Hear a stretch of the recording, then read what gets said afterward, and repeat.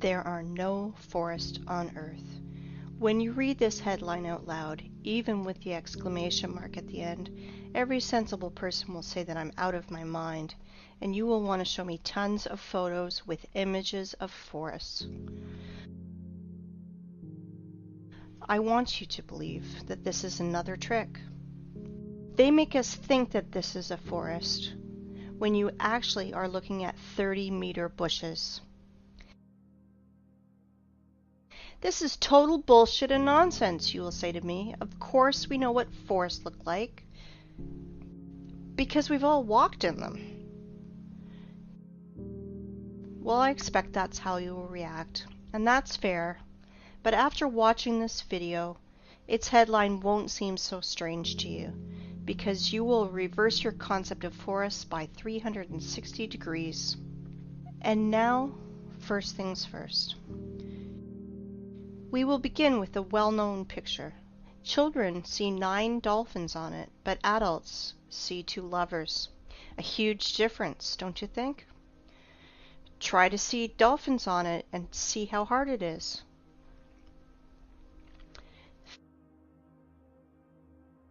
Feminine fruities just won't transform into dolphins for most adults. And that's funny because it's the opposite for kids. There is only one picture, but we see it completely differently. What is more, children and adults can't exchange perceptions. Why is this the case? It is simple. Eyes see the way the Matrix ordered them to, but that's not the way the real world looks. Our eyes become traitors over time. We were blinded while in childhood. The outward world is quite different. We see things through a prism of habit and experience. And this prism distorts everything completely. At 30 years of age, this prism works to protect your mind. And at 40, you could go crazy without this prism. Do you think I'm exaggerating? Look at this photo. I'm claiming that it is from a mesa that was formed from a magmatic melt from the Earth's depths about 200 million years ago. You think I'm out of my mind? Maybe you're out of your mind. You will understand soon. We'll come back to this plot of grass later. For now, remember how we bumped into this old stump. Sometimes humans even try to take photos trying to hug the unhuggable trunk of a tree. But really, think about it. Old trees are a rarity. They are all registered, they are tracked, and are being kept in reserves, like memorials of nature. There is an uproar on the internet about forests. Why all forests in the earth, even in Siberia, are not older than 200 years old? Where are all the giants? It is right that the people are in an uproar about it, but I want to look at the problem from another angle, from the side of the Earth's poles. The thing is that even Soviet biologists found strangeness in the poles, and unnatural amounts of water kept in the ice and snow, and there's an unnatural percentage of carbon dioxide in the world's oceans. This abnormal concentration tells us exactly about a worldwide fire of the past. Using simple math, those scientists come to the conclusion that those fires carried away 99% of the Earth's biosphere.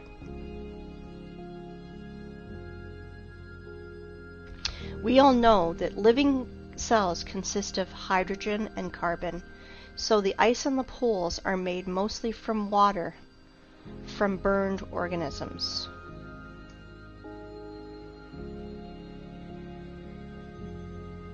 And now, think about this number, 99%. It means that everything that now grows, crawls, flies, swims, and runs on the earth is 20,000 times less in volume than before this catastrophe. 20,000 times. To imagine this, look at this picture. This piece of bread is humans, plants, animals. Just this pathetic small piece of bread on this large transport truck represents Earth's biosphere before those times. I hope you understand that today's myth of overpopulation is just pure hoax and nonsense. 100%. But here's the problem. Biologists divided this number between all the continents and only calculated into this figure the dry land, not all the ice and snow that is on the earth. And there's a lot of snow and ice.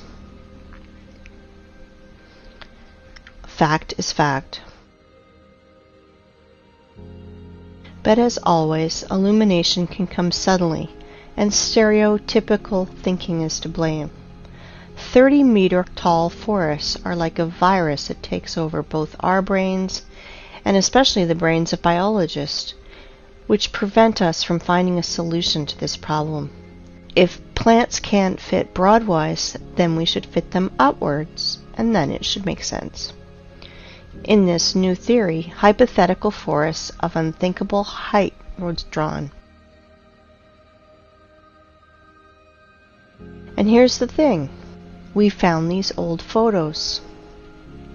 This is the vandalous felling of the sequoias in the California redwood between 1880 and 1920. These trees miraculously survived the planet's bombardment in 1816. Just imagine how many years this tree needs to grow to these sizes.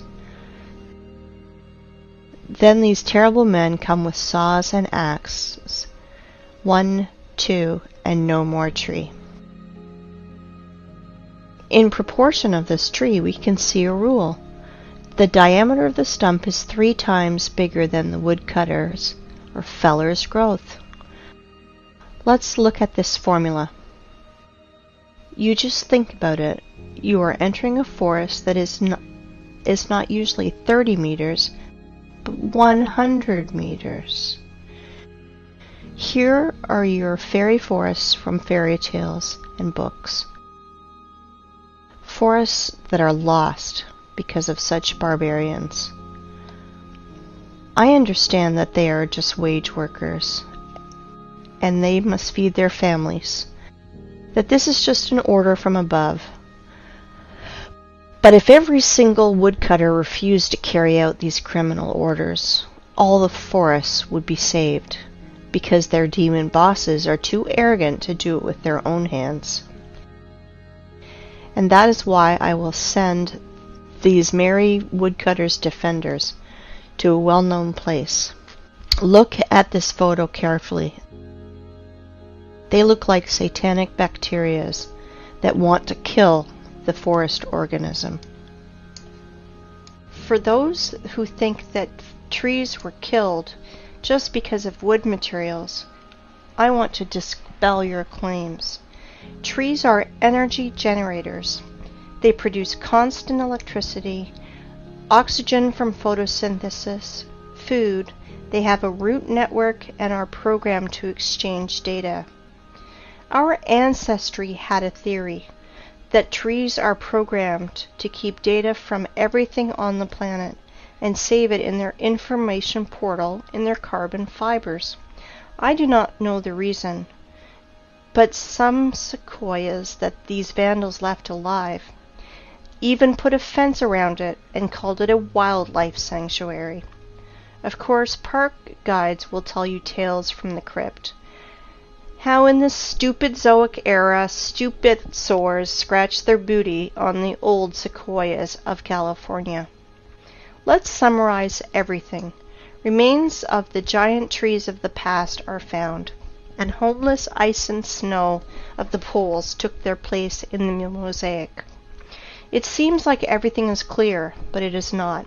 Nothing is so simple. If we take myths and legends of all nations, you can find lots of stories about people, animals, and plants morphing into stone. This is normal because paleontologists all over the world dig petrified fossils of humans, animals, and plants. There are so many of them that old museums are overfilled with petrified fossils of clovers, frogs, lizards, pieces of dinosaurs, and so on. Frogs and clovers are fine, but what about the forests? Guys, where are the trees? Old sequoias of California do not fit here because they are made of carbon. It means they are not related to the Silicon era. Why do I know this? First off, they were cut and sawed by standard instruments. All axes and saws would break if they had to cut silicon.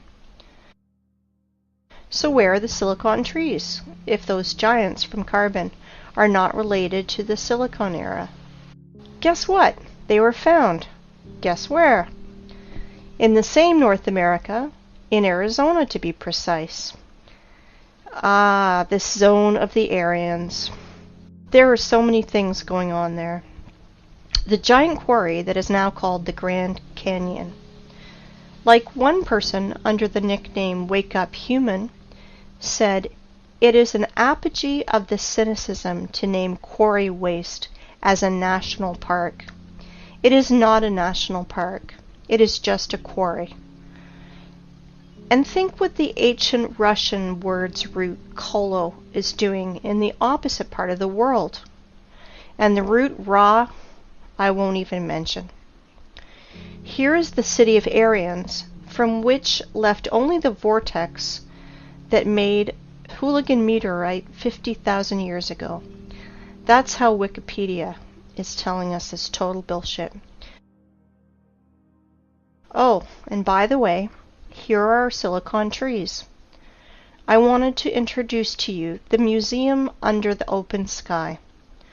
Petrified trees here are just scattered in the desert and also fenced. Everyone today can visit this circus called Petrified Forest National Park. In this park, petrified fossils are not common. They are unique. If turtles and frogs were petrified in pale gray boulders, then this trees morphed into semi-precious stones.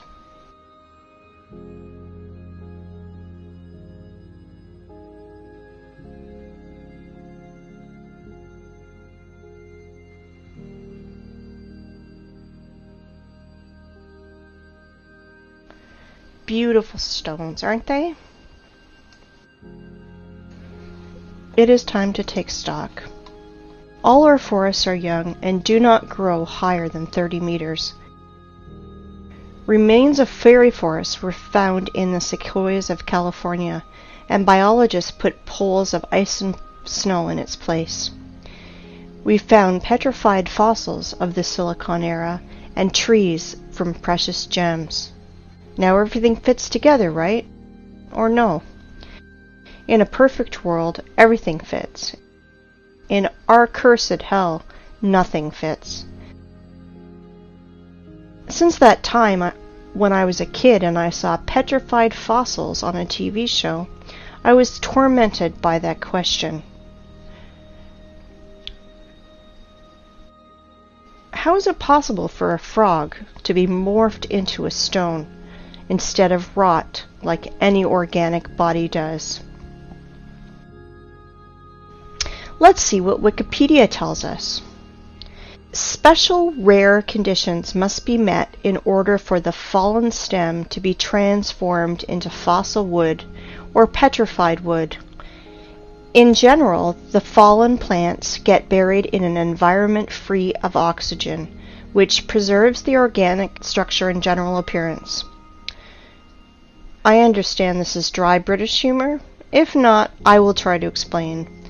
You need some spontaneous disaster. For example, a volcanic eruption, tsunami, clay rain, which would quickly cover the frog and mammoth and make conserves from them, where bacteria won't decompose the corpse to the state of stinking manure. In other words, to make the body petrified, you need to cover or engulf the body and to compact it. According to so-called scientists, the tissue was organic, and then it magically turned into silicon. SiO2. Remember this formula. If you have ever buried your home pets, you can quickly run and dig them out. Your beloved pet is petrified, and you can put his statue on your table. Want to reproach me for such black humor? Redirect that to the official science community, which sells us such bullshit. A dead body has only two options. Dry up like an insect in a piece of amber, or the second option, just simply rot. Organic bodies will never turn into rubble. Never. This absurdity is invented to hide the truth. Magical morphing into stone is a little thing. Transforming wood into semi-precious stones, this is where the lies and ignorance become uncontrollable. Tell me how a stick of wood can become a semi-precious stone. You may have no answer, but I do, and we will discuss this later. For now, let's analyze what these gems show. I do not know about you, but I am confused by 3 points.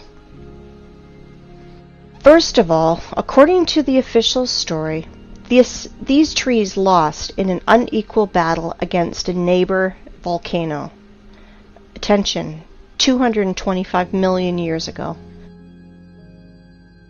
But wait, there's more! This wood not only burned in hell's fire, not only rotted into the wet ground, against all the laws of physics, chemistry, and biology, just transmorphed into precious gems. David Copperfield is nervously smoking on the sideline. But this is not the end. Trees are not broken. Trees are sawn into even, accurate pieces. Well, I want to know the name of this brand of chainsaw that Aborigines used for this. I am joking, of course, but the conclusion is that this is not a museum, but stage theater. These trees were sawn and brought here by someone. You know, only a true fool would believe in the magical transformation of wood into precious stones and gems. Here's another question. For what purpose did they make this circus with all these scattered pieces of silicon life form? And did you pay attention to how small these silicon trees are? They are incomparable, even with the sequoias of California. But this one is simple. They are not trees. They are trees' branches, giant silicon trees. And these trees were so big that American sequoias near them look like sticks near the baobab. And while tourists are freaking out over these precious gems, no one is paying attention to the background, because everything is hidden in plain sight. To understand what I'm talking about, let's return to our favorite plot of grass. And I want to ask you, what do you see? A tree stump in the daisies? But I continue. This is mesa that was formed from the magmatic melt from the Earth's depths about 200 million years ago. Do not believe me? And now? Let me introduce to you, this is Devil's Tower, mesa, or so-called laccolith, that was formed from a magmatic melt from the Earth's depths about 200 million years ago. At least that's what Wikipedia tells us. And billions of people believe that this is mesa, laccolith, or a mountain. Really? Let's come closer to our tree stump. to look at his fantastically inexplicable columns. Let's look in the Wikipedia ones again. Igneous rock is formed through the cooling and solidification of magma or lava. Really? What a smart magmatic melt! It's just stood still and froze in the appearance of a perfect hexagonal column for 300 meters in the sky. You can synchronize your instruments with these miraculous columns. Were they squeezed out of cream injector, then tied in a bun like a broom, and then a big giant fan blew near to help the columns to curdle faster? Maybe the columns of Parthenon or Isaac's Cathedral were built in the same way. Gentlemen scientists, are you out of your mind writing this garbage? Humans, are you out of your mind believing this garbage? Claiming that this geometrical masterpiece appeared as the result of a lava fountain is the same bullshit as claiming that a racing car appears on the track because of an explosion at a Ferrari factory. Have you ever seen what a fountain of lava looks like? In those times, lava had artificial intelligence. Really? Comparative analysis. All columns are hexagonal. Why exactly hexagonal? Because the universe's masterpieces are built in this form. There are no snowflakes exactly the same, but all of them are in a perfect hexagonal shape. Bees, too, without the knowledge of mathematics, correctly identified that the regular hexagon has at least perimeter among all the other shapes of equal area, so you can fill the shape most efficiently. When bees build honeycombs, they instinctively try to make them as roomy as possible and spend as little wax as possible. Hexagonal shape is the most efficient, economical figure for building a honeycomb.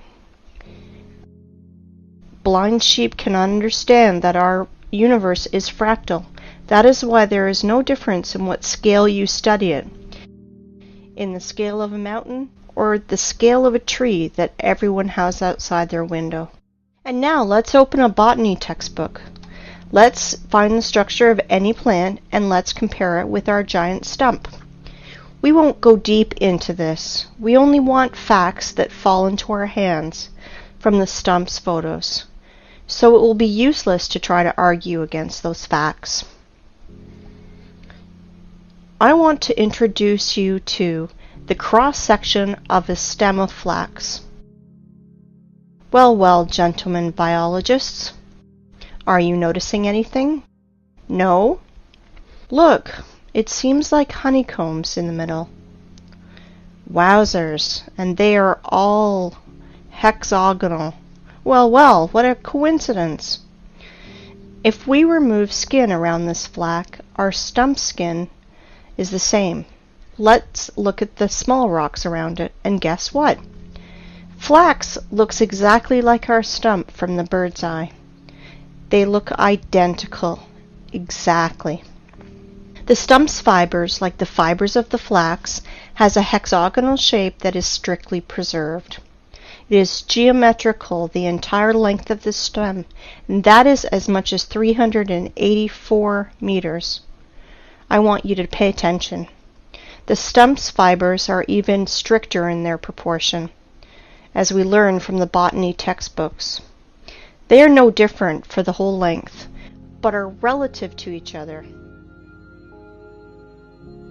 It is a branch of armature hexagonal cross-section after leaving the metal rolling mill. The fibers are not attached to each other, since they freely exfoliate and fall as the stone erosion goes.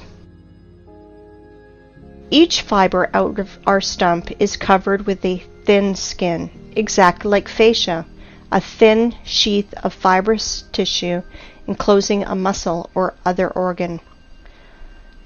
As you see, petrified skin contacting winds and moisture is cracking, exfoliating, and showering, and this is direct evidence that the fibers of the stump consist of at least two components placed inside each other. Fibers do not go into the ground vertically. They gradually bend to transform into the root system like every tree does. As you can see, the official story of spontaneous and accidental solidification of lava is 100% bullshit and falling apart quickly. In 1977, Hollywood made a film called Close Encounters of the Third Kind, with Devil's Tower playing the main role, where we were told 100 times that this is a mountain where we can meet aliens, but this garbage is suitable for fools only. But where were your eyes, gentlemen? Hey, biologists, geologists, paleontologists, are you here? Do you study the world in a welder mask? And now, let's find out the height of the tree, which was a stump one day. Let's use the formula that I mentioned earlier. The diameter of our stump is 300 meters at the base. So if we calculate 300 over 20, we will get the height of, are you ready? 6 kilometers, 19,685 feet. Just think about it. Everything is learned in comparison. I think we can put a big fat dot in here. Devil's Tower is a giant stump of a giant silicon tree with all the attributes of a normal stump that everybody's seen. But we should not underestimate the matrix that keeps all the cattle in the stables. I am sure that after such clear evidence, there will still be deep sleeping people who will ask for more. If you think that that's all my arguments, I want to disappoint you, because I have so many trump cards up my sleeve, and I will enjoy every moment that I will throw them on the table. Well, we figured out everything about this stump. Let's move to another one. Yes? And you thought that this was the only one? You just need to remove your blinkers and you will see so much. Let me introduce to you Giant's Causeway in Ireland. Notice something familiar? Take a closer look. Again, hexagonal columns. Wow. If you did not notice the similarity to the Devil's Tower's fibers, you must be 100% blind. This is the same giant stump, but now it did not come out of the ground. This tree grew right on the sea's shore. The Giant's Causeway consists of almost 40,000 columns of such geometrical proportions that all the bees in the world would be jealous. Of course, all nerds declared it to be a national nature reserve. Like I mentioned before, as one person named Wake Up Human said, it is an apogee of the cynicism to name quarry waste as a national park. In which connection is quarry waste here? I will say later, but guess what the official science bleats about this Irish stump? Giant's Causeway is an area of about 40,000 interlocking basalt columns that result of an ancient volcanic eruption. Volcanic eruption! Please tell me how to stay calm and not erupt in a fountain of swear words in the direction of this science society. It is hard, very hard, but I will try because our enemies only want us to do it. I have only 2 questions. First of all, how many years was C.C. Campbell in a coma? And second, why do bees' honeycombs not declared as a result of an ancient volcanic eruption? Because they are not distinguishable at all. It's no less strange why street sidewalk tiles are not declared as a result of an ancient volcanic eruption. Show me a single difference, nerds. And now I'd like you to come back to our old method and compare Giant's Causeway, but this time with real lava. I want you to remind you how lava erupts and flows, and this is how it congeals. And now let's compare Devil's Tower.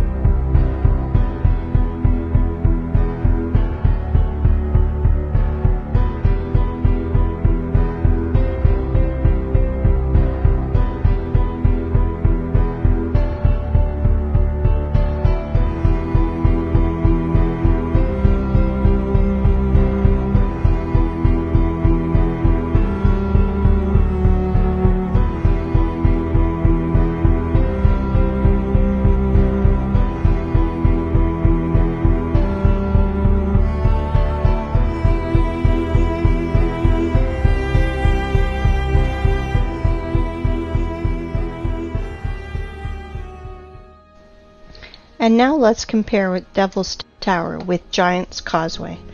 Oh, sorry for my French. I mean, let's compare silicon stump with silicon stump. Somebody still believes in the lava fountain? If I didn't know about giant silicon trees, I'd rather believe in a giant cream injector and a fan, but not in volcano garbage. If you think that these two giant silicon trees are the only thing that I can show you, then you are mistaken. There are loads of them on the planet. The funniest thing is that normal people do not realize that they are stumps. But official science realized that seriously, that they should find out how to hide these trees from people who ask too many questions, and they invented a genius name for these silicon stumps: the basalt cliffs.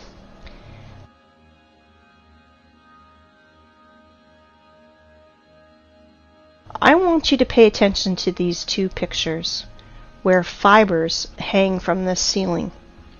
How can volcanic version explain that?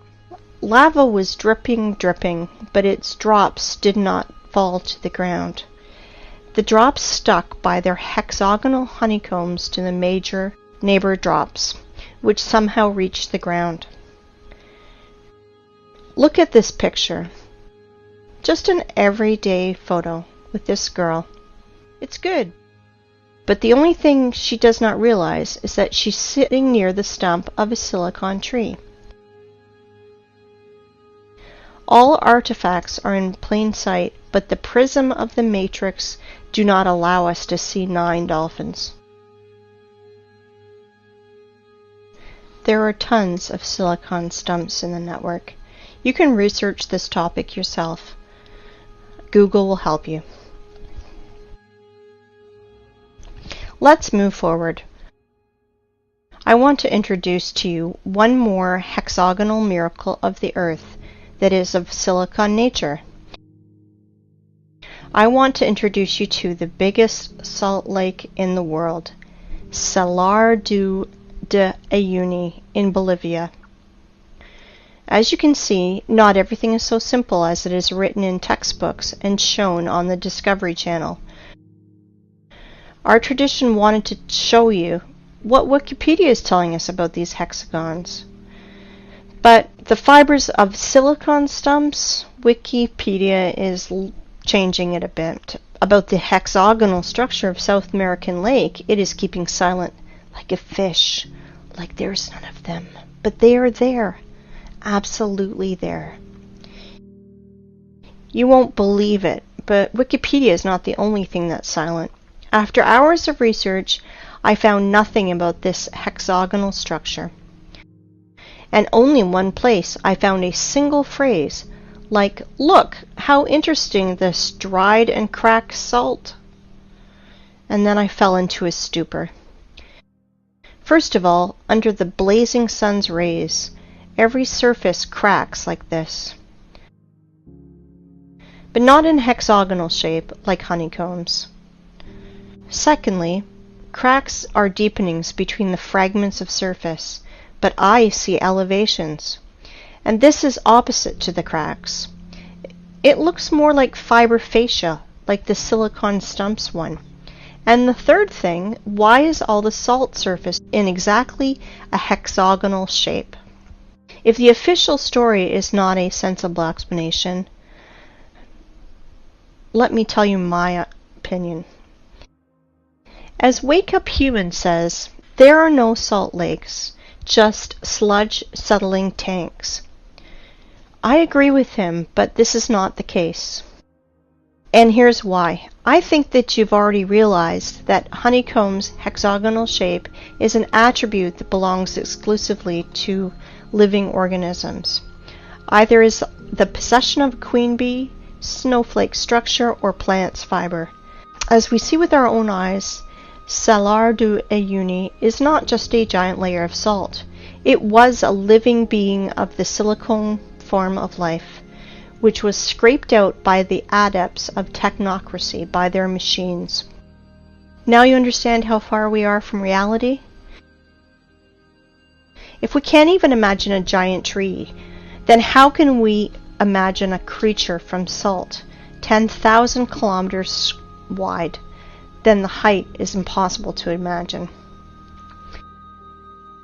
Now you understand that 7,500 years ago, our planet was so fantastic, fabulous, and beautiful that Cameron with his avatar is a poor substitute. All that is left to us is a desert, which we have turned into a scrapyard. And what I mean by saying scraped out by their machines, well, to be short, while our society was sleeping in this matrix, working 9 to 5 hours a day, doing useless things, dreaming useless dreams, our planet was literally being scraped out, and they are scraping it out now with their giant graders and machines. I will show you later. Well, the theoretical part is over now. It's time for the climax, and we are close to the runway. But before, we should return to our first stump and see one strange thing. I bet you did not notice. We saw many stumps, but this one is special. It has a flat surface on top, which means it was cut down. Yes, exactly, cut or sawed. And now our imagination is asking us, who cut it? For what? What did they cut it with? I will answer this question later. We will put these questions in the background because the stump that was cut is not a single one on the planet. I will tell you even more. Devil's Tower is a small one compared to the others. Boys and girls, our aircraft is ready to fly. Of course. Well, we have no course. We will fly around the planet.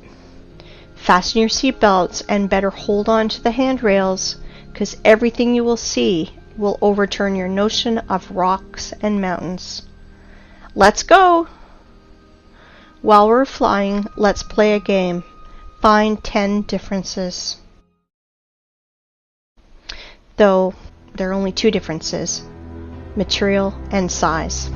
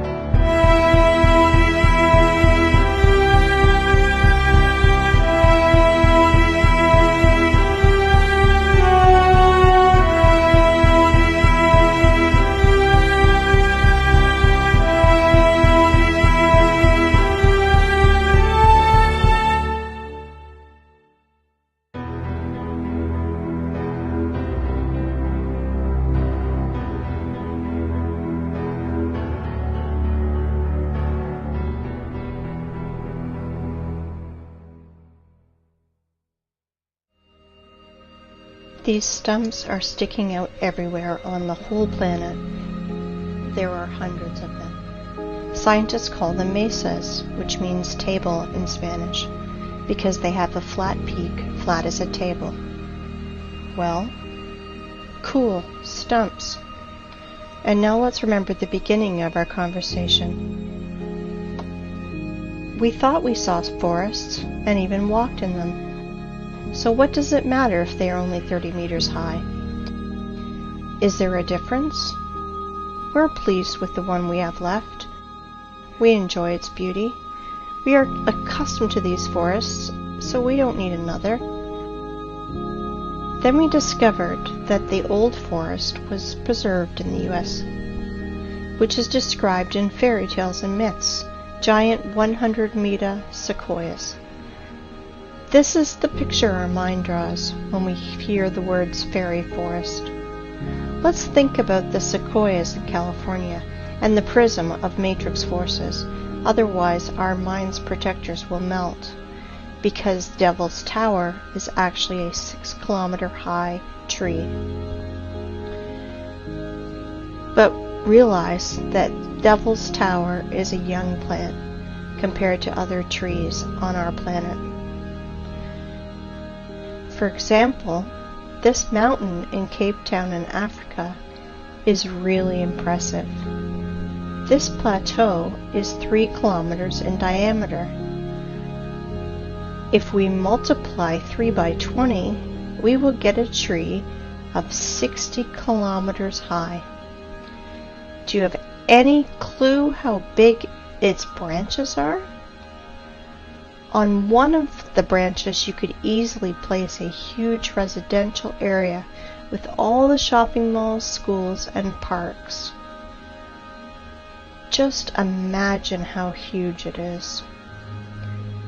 Of course, your mind will never see that this mountain in Africa is really a tree that is 10 times higher than the Devil Tower tree, 60 kilometers higher. But guess what? That's not the limit. In the work of Russian scientist and poet Alexander Sergeyevich Pushkin, we can read about giant fairy oaks that was on the Bayan Island near Lokomori, and we now believe has been killed by our government. That oak was supposed to be at the center of the earth and was some 100 kilometers high. Not sure how high, but for sure higher than the Cape Town one. This oak was the biggest plant on earth. Remember in the beginning I mentioned our prism of the mind that helps to preserve it but distorts reality? Ask any person to show you trees on the right photo, and he will immediately put his finger on the green on the ground. Without noticing that it's only pathetic bushes, it looks more like moss in comparison to this size. But definitely not a forest. Now you understand why we can't find 9 dolphins? But do not dwell on fish and stumps. Once again, I urge you to think in planetary sizes. If instead of dolphins and stumps, we see lovers and mountains, imagine what is hidden from us with a curtain. That is why the apocalypse is translated as curtain opening. Do you understand now why I mentioned this matrix prism in the beginning? Through which we are looking, and it turned out that we see nothing. The real world is different. I can call today's state of society a real dream, and the sad part is it is not figurative. You know, in the Russian language, the word tree is spelled D-E-R-E-V-O, de-re-vo. The word ancient tree is spelled D-re-vo, and the word ancient trees is spelled de revenost. It means in Russian language, the language of the Aryans, time, when giant old trees grew. Interesting, isn't it? Well, let's put all that in our pocket and continue our flight. I think you will ask me, and maybe it's time to ask questions. Who cut down this forest? Why did they cut it? What did they use it for? No, it is too early to ask that. We know that the whole face of the planet was covered by giant vegetation. So we can ask ourselves, where did all the other forests go? The thing is that this so-called mesa are just single ones, because only the best were chosen for cutting. Whole other forests of the planet were laid down by blast waves. We reviewed only stumps with flat peaks. Does anyone remember how not cut but actually broken trees look like? I will remind you. Understand my hint? Let's play the game again. Find 10 differences.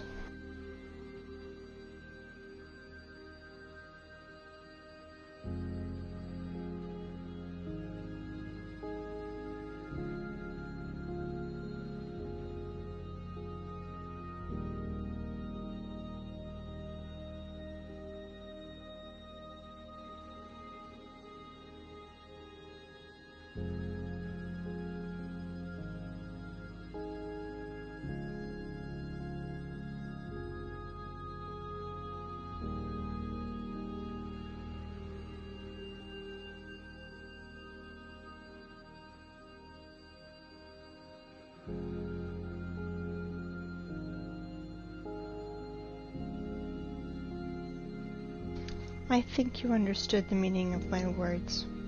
So I want you to look at the highest stumps of our planet. They were mined like a quarry and were broke by blasts. For example, the tree Everest.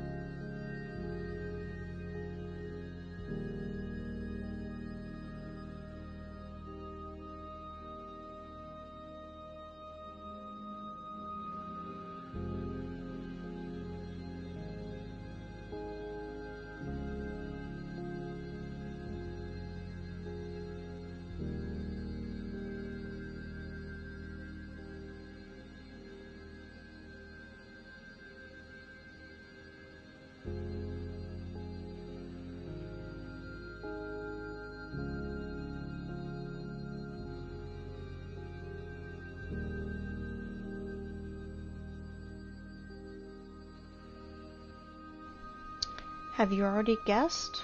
There are no such things as rocks on our planet. They are all just pieces of broken stumps. You can look at millions of photos, but the only thing that you will find is corpses of our true environment. How official science explains our origin of rocks, I think you guessed too. Now you understand why we are so charmed by rock? Why are all elite properties placed between rocks? Why the most clean materials for construction are pieces of rock? Because even if they are dead, they still emit powerful energy for us, mortal carbon human beings. Stone is a bridge between silicon and carbon life forms. And now, the important thing you must learn is how to distinguish rocks from mountains. They are completely different things. Rocks consist of solid pieces of ragged stone with fragments of fibers that reach to the sky. But mountain is just a pile of loose waste, which were brought on by giant machines. It has almost perfect cone shape, like every loose structure does. Sometimes those piles have chemical waste inside, And sometimes those wastes react with each other, and sometimes they burn, and sometimes explode. And then nerds in white coats scream that they invented a new volcano, and will immediately tell you stories from the crypt. How 200 million years ago this volcano formed those silicon stumps, and explain the origin of our street sidewalk tiles as a result of an ancient volcanic eruption. That is why there's no such thing as volcanoes, rocks, and mountains on our planet. You can throw out these terms from your vocabulary. Okay, let's fly further. So from our window you saw that absolutely all the rocks on our planet are just corpses of the silicon form of life. They are all fallen trees, you want to ask? No, not all of them have hexagonal structure like the Devil's Tower. Some of these rocks have lamellar structure or spongy structure, like our mushrooms do. Like liver is different from our heart or our lung, so our ancient world was so diverse that we can't identify or even imagine lots of species structure like our mushrooms do. Like liver is different from our heart or lung, so our ancient world was so diverse that we can't identify or even imagine lots of species and subspecies. Let me introduce this theme was covered in detail by Pavel Ulyanov.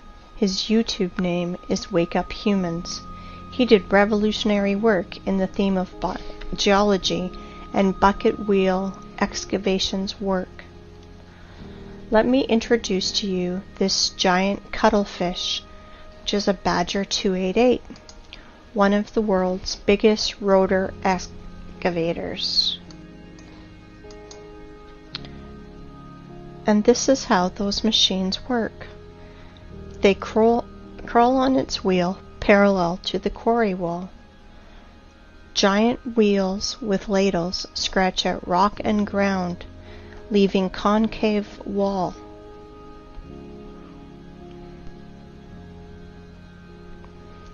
Geologists must be hypnotized in schools while they are students, because why else would they call quarry waste miracle of nature?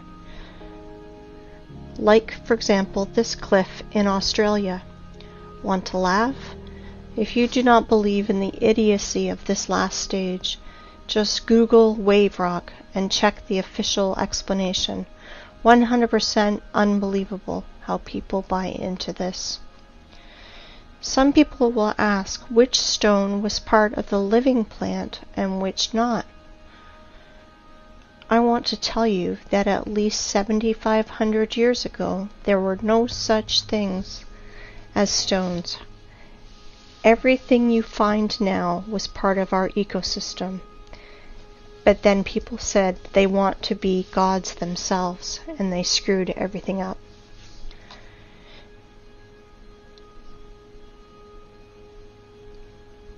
I want to ask you, open your minds.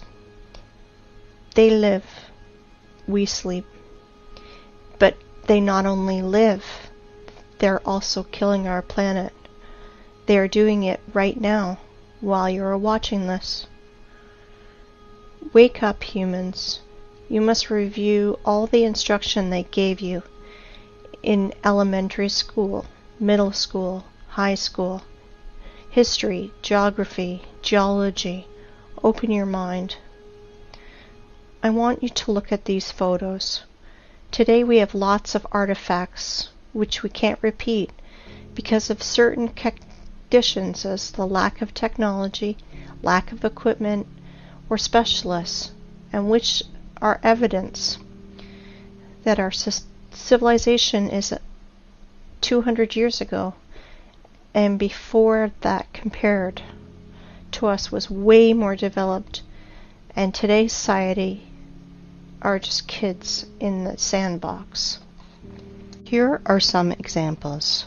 Bubbleovo Bath, 1784 to 1820.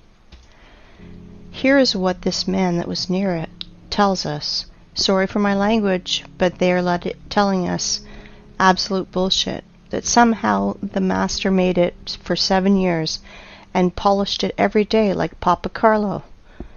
Absolute bullshit.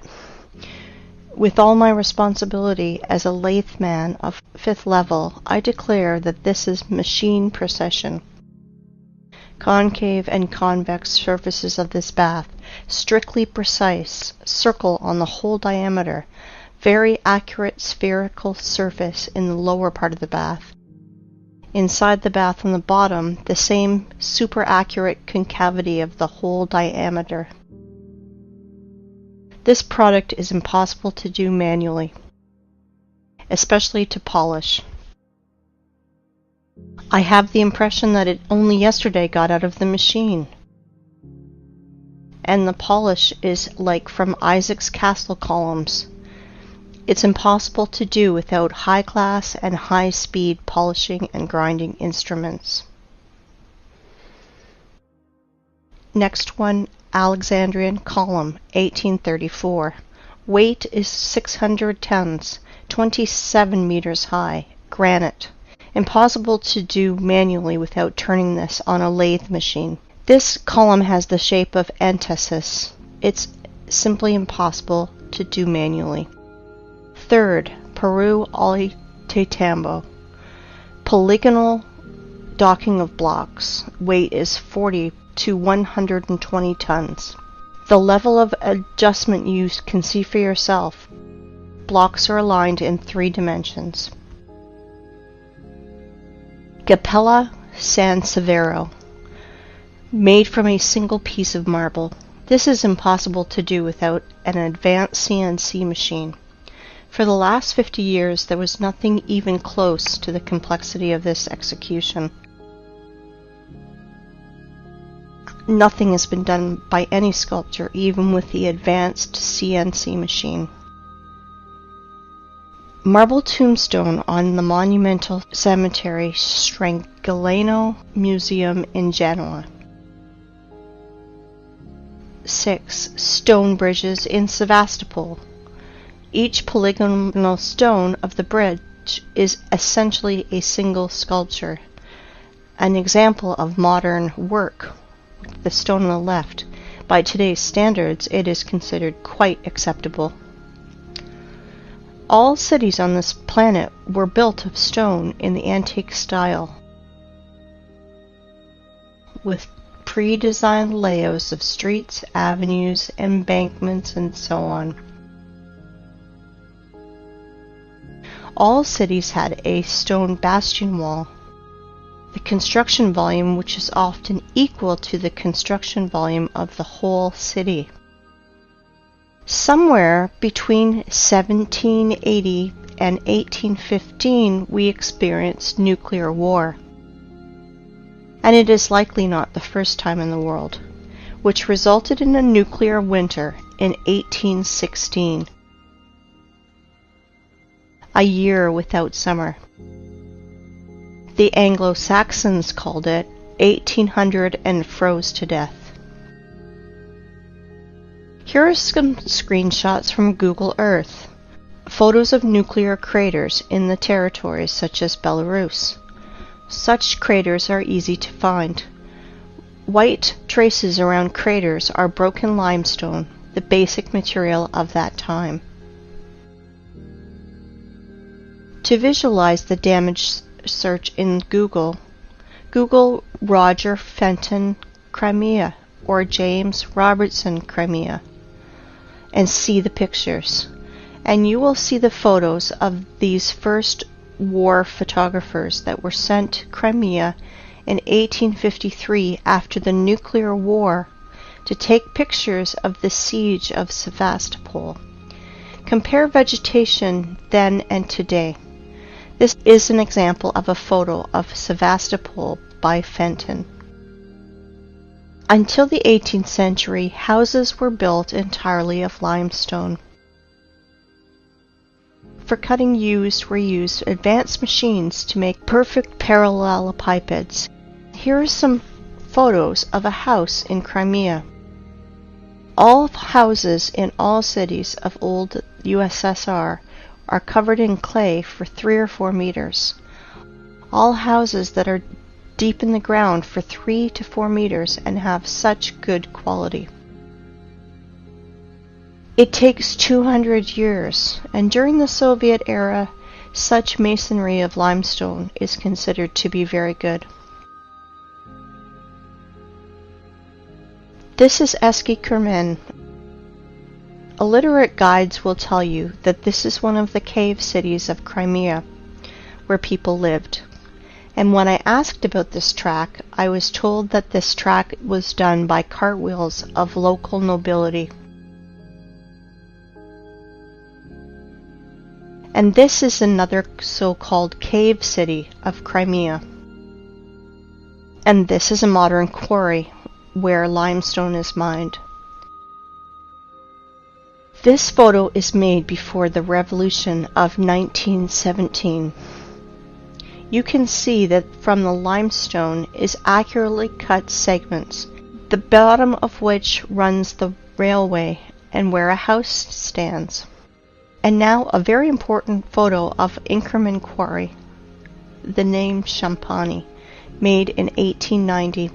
You can clearly see cut passageways through the hill, 100 meters in width and 80 meters high. Under the vertical wall we can see small pieces of limestone and limestone crumb that fell off because of working saw machining. In the cut holes we can clearly see houses. Some of these holes are beginning of catacombs, some of which extend for hundreds of kilometers. They conducted a large-scale underground mining of limestone. In the days of the Second World War, in the catacombs were hospitals, warehouses, headquarters, and trucks freely drove in and out of these catacombs. By the way, there are ancient catacombs in any city of the world. Near Odessa, there is a catacomb that is 2,500 kilometers long. Everything they tell us, rocks, canyons, ravines, cliffs, are just nothing more than quarry wastes. And there are very old quarries over there, and many fresh ones. This is a white rock in Belogorsk, near Crimea. It is a limestone quarry. The wall was formed as a result of the cut slope of the hill. Want to see more? Look at this passage from which a huge mass of limestone was taken. They lied to you. And guess what they call it? They call it the Valley, a beautiful wonder of earth. Check this out. This is an old photo from the 19th century. The mound of the vertical walls of limestone chips are not yet overgrown with vegetation. This is an old painting from the year 1855. We can see ancient giant quarry wastes in the background. Are you impressed by the scale of mining in just little Crimea? I want to tell you more. There is no cubic meter of land probably 100 meters deep over the entire earth, which would not have been in its time mined, milled, masticated, and discarded. It is not a planet, but a giant quarry waste pit, where in the most violent and barbaric way the entire periodic table of Mendeleev is extracted. And now, look at these photos and pay attention to the tiered structure of the quarries and mines. The rotor excavated tiered cuts are massive. It is a formed structure with right angles when viewed from above. And now I want to show you the mountains, ridges, gorges, canyons, cliffs, in almost uninhabited ways. Often they are named by the people who discovered them. Are all academics and professors of geology and other science nerds too blind to see it? Mountain on the Kola Peninsula. I do not know the name. Mountains on Antarctica that were only discovered in 1820. Antarctica. Here are even the traces of the heavy machines and equipment. Greenland. Watkins Mountains. Look at the scale of the mining. Greenland. The flight from Frankfurt to Los Angeles. Gunbjorn. The highest mountain in Greenland. 3,700 meters. No problem. Almost completely gutted. Svalbard, Norway. Aurora Borealis in the background of quarry waste. Antarctica, Transantarctic Mountains. At the foot, the traces of machines are still visible. Antarctica, Transantarctic Mountains. Quarry systems.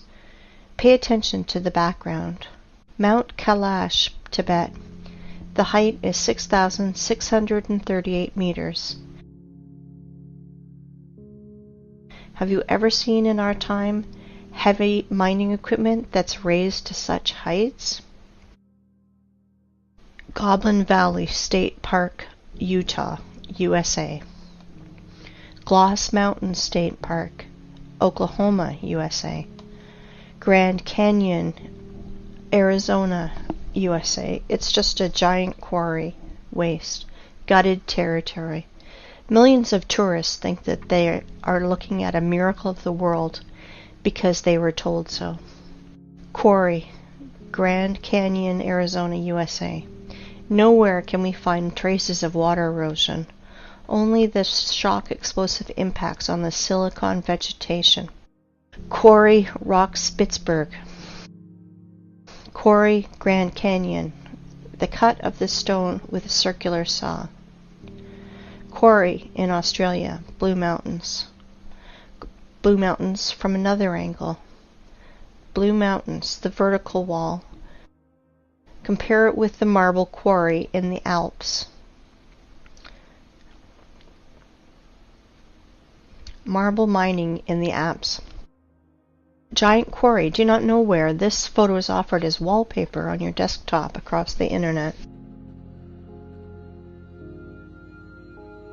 Caprock Canyons State Park, Texas.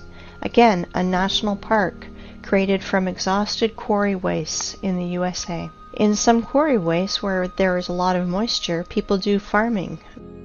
Banao rice terraces. Again, Banao rice terraces. And this is Canyon de Chelly Nation Monument, USA. The saws apparently did tunneling. The so-called Painted Hills in Oregon. Mountains Ravine, South Africa. Orange River and Mountains. Timna National Park in Israel, just a quarry.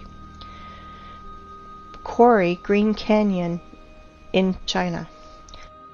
Flooded quarry, Charak Reservoir in Uzbekistan. Flooded quarry, another angle. As you can see, there are no natural rocks, mountains, cliffs, and gorges on this planet.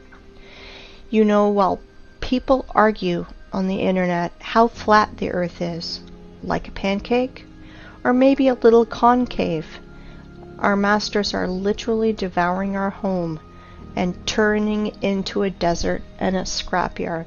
Guess what? It appears there are quarries on our planet the size of several countries.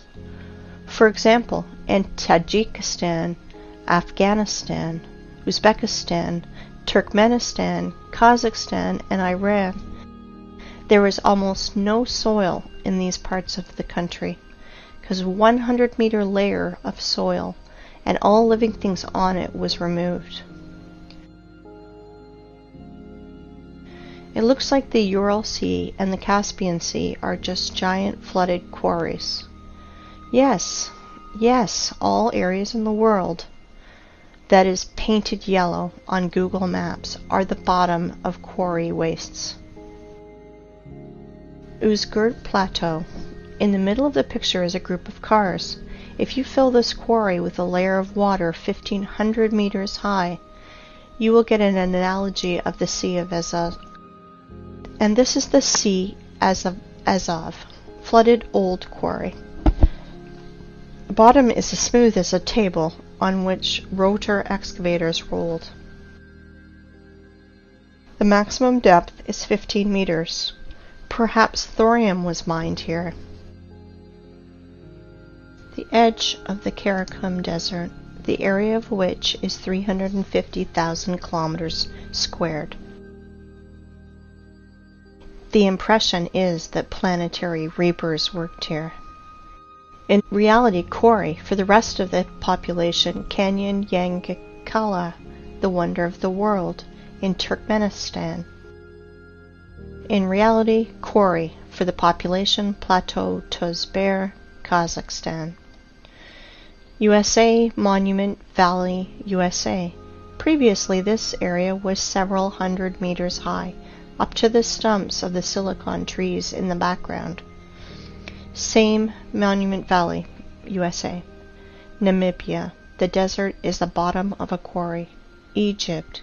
The top layer is scraped out with soil and all living things on it, also burnt by nuclear blast. Most part of Australia is cut and scraped almost completely. No soil, only red desert left. Australia, Nigeria, desert. The conclusion is deserts are 100% artificial. They emerged as a result of long-term mining activities. Even more, you can easily safely replace the words canyons, gorges, rocks, ravines, plateaus, mountain lake, and just simple lake in your vocabulary to the words quarry, mine, flooded quarry, flooded mine. Krivobor in Russia. Krivobor in a different angle. In the middle of this island, overgrown with bushes, stood a rotary excavator. Kruitvan in Switzerland, obviously the work of a rotary excavator. Siberia, Anabari quarry. And now look at this. This is pile of waste rock in Donbass. The height sometimes reaches 300 meters. Inside them are chemical reactions. They burn, and sometimes they even explode when they accumulate excess pressure, and more. Let me introduce to you this pile of waste called Vesuvius in Italy. 1,281 meters high. But science nerds will tell you that this is a volcano because it is burning. Even once it exploded. What a story. How people buy into it is beyond me. And now let's look at the biggest pile of waste called terracons or volcanoes.